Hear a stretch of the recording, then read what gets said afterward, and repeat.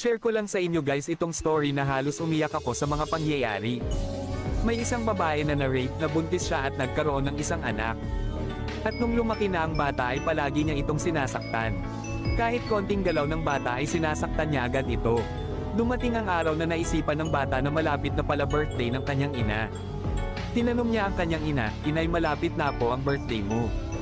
Ano po ba ang gusto niyong regalo ng kahit ganun mapasaya ko kayo?" sabi ng bata. Ang sagot ng kanyang ina, "Gusto mong malaman kung ano ang gusto kong regalo.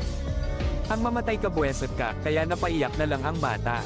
At nang dumating na ang kaarawan ng kanyang ina, hinanap nito ang kanyang anak dahil hindi niya nakita. Puno sa galit ang kanyang ina, sigaw dito, sigaw doon. At nung pagpasok ng kanyang ina sa kwarto ay doon niya natagpuan ang kanyang anak na nakabitin at nakatali. Biglang napaluhod ang kanyang ina. At nakita niya ang papel na may sulat sa paa ng bata, "Inay, happy birthday po. Tinupad ko po yung gusto niyo sa kaarawan niyo.